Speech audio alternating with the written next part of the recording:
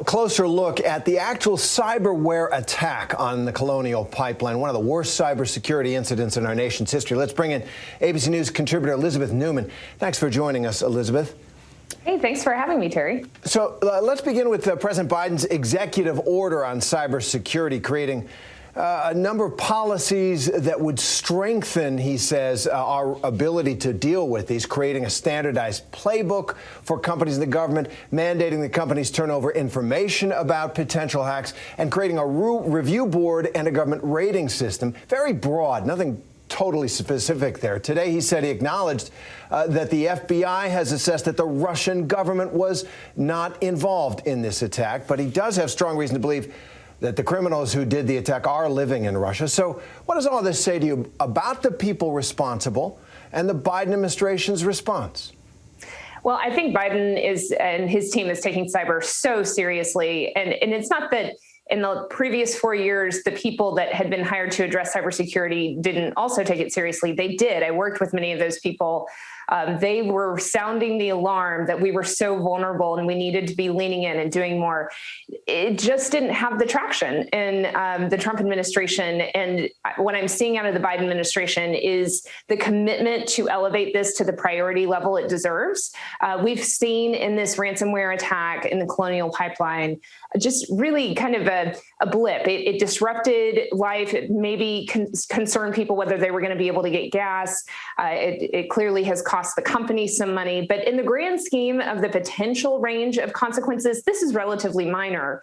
What concerns cybersecurity experts is that if we don't use this as finally the alarm bell that has been ringing for 20 years to actually change our behaviors and actually invest in cybersecurity, the next type of attack, whether it's a cyber criminal or a nation state, which could be much more devastating, is going to be much more catastrophic in terms of disruption to life, perhaps also a public safety risk or a national security risk. So we need to heed the warning. We need to invest dollars as well as time and energy into getting this right.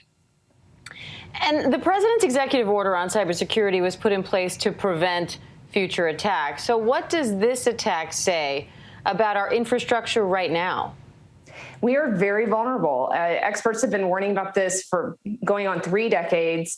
It originally was focused much more on the physical aspect of post 9/11 protecting critical infrastructure from a potential terrorist attack.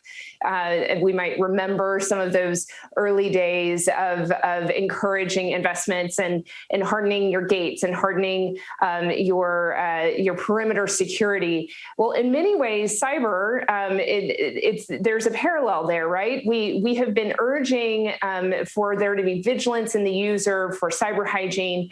Make sure that you keep bad guys out, right? That's your perimeter security. But the problem is that unlike in that physical world where you can tell somebody, a chief security officer, here's your budget, go build a fence around our facility. In the cyber realm, the fence has to have some openings for traffic to go in and out.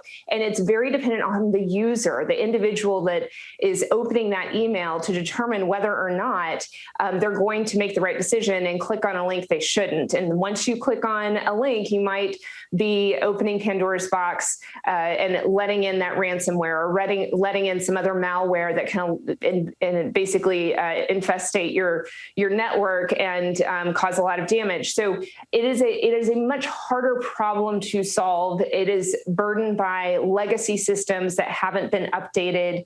And when it comes to infrastructure itself, you have the problem of most of it. When we think of infrastructure, it's a kind of a shared burden, a shared cost by society. And you might have a private sector company running it, but there is always this desire by the user, the consumer, to keep costs low. We don't want to pay a lot of money for our roads or our bridges or our electricity or our water. So that means that these companies or state and local governments are operating them on very, very thin budgets, and they tend to prioritize other things over security. So there's going to have to be this collective conversation as a society. Are we going to take these threats seriously? And if so, we have to invest in strengthening that security posture, and we have to invest in resilience in our system. It's the resiliency that's going to keep us safe in the long run.